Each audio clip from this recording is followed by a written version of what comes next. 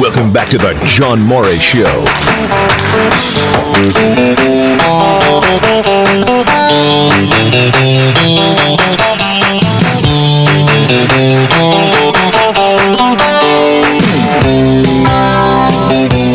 Now, back to today's J-Mo Radio Show.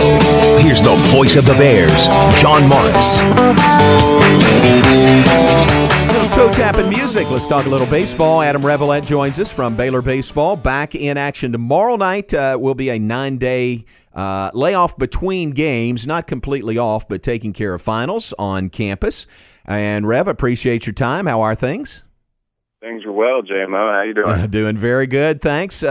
Give our listeners a sense of what you all have done over the last week and a half. You've had sort of some individual practices, or what's going on? Well, I think what we should know here is that we went a week during the season.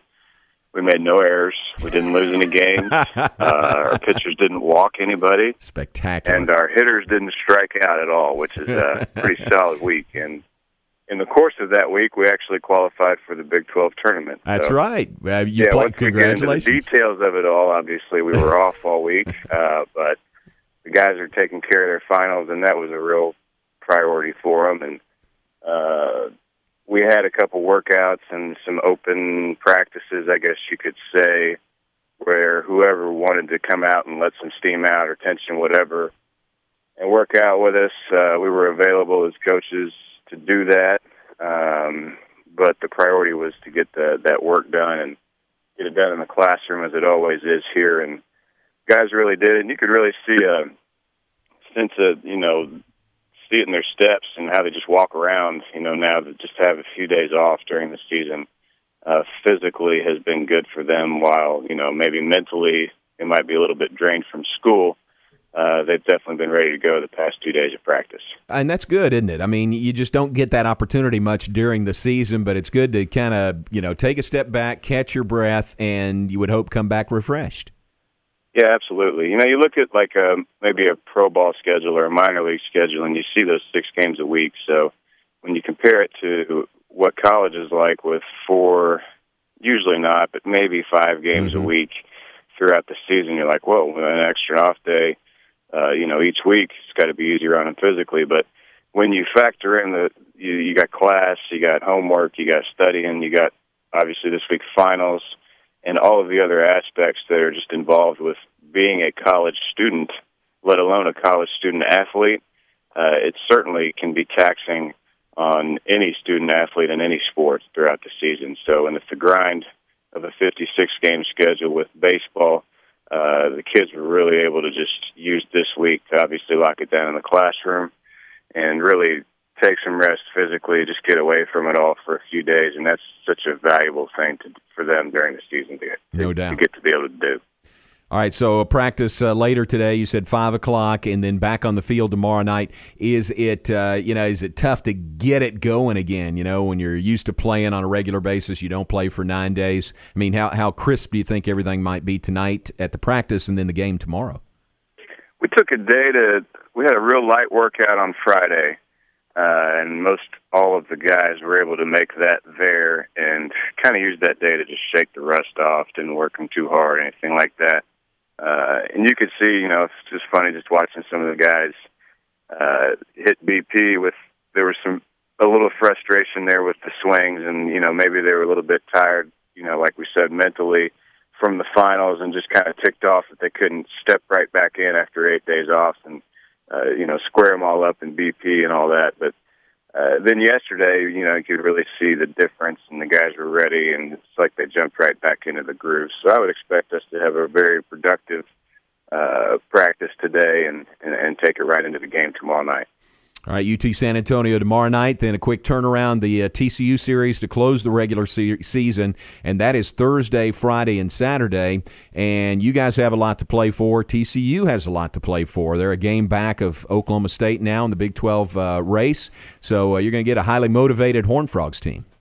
Yeah, that's for sure, and Coach Schlossnagle does a great job keeping those guys motivated throughout the season. They came in, and when we came into their place last year, the tables were kind of turned, and they were ready to compete and play, and obviously the in-state rival, and everything that has to do with the Big 12 implications will play into that this weekend as well. Unfortunately for us, they got all the arms back that they had last year. So with Riley Farrell and Preston Morrison and Finnegan, the left-hander, just the guys, I mean, they're going to roll out a staff as good as anybody in the country. So we'll have our work cut out for us offensively, but that's nothing new with the schedule that we've played and just the arms across the Big 12.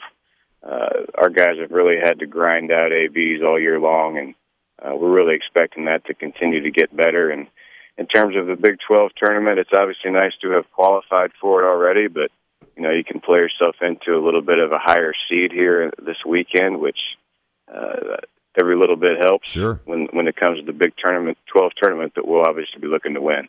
Yep, fantastic. And a lot of special events associated with the 3 games, recognizing the senior Diamond Girls and then your seniors on Friday, and then the big Jason Jennings jersey retirement ceremony on Saturday. Yeah, it'll really be a good opportunity for us to thank some people that really help make this program such a great one to be around on an everyday basis.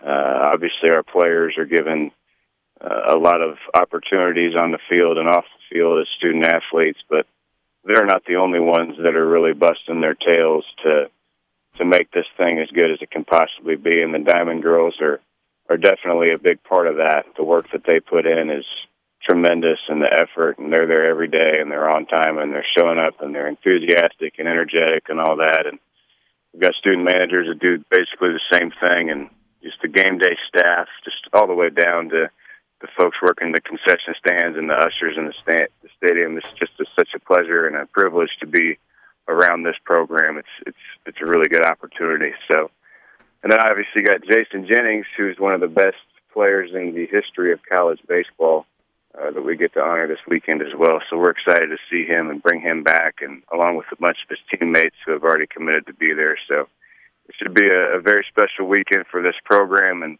like I said, a really good opportunity to just realize where we're at and have some perspective as to how many people are really involved with this thing. That's going to be a lot of fun. Well, appreciate the time. Thank you very much, and we'll see you out at the ballpark. Thank you. Appreciate you, J-Mo. All right, Rev, thanks a lot. Adam Revelette, Baylor assistant baseball coach, and again, tomorrow night, UT San Antonio at 6:30. Then Thursday, Friday, Saturday. Make notes, the series begins on Thursday against TCU. Thursday, Friday, Saturday for Baylor and TCU. Friday is senior night. They'll recognize the seniors. Fireworks after the game. Paul Catalina's in here now. Come see some fireworks on Friday, which is always fun. As you know, I'm a fireworks enthusiast. Not so much. And then the Jason Jennings jersey retirement will be prior to the game on Saturday, so about 6 o'clock. So be there in your seats early on Saturday.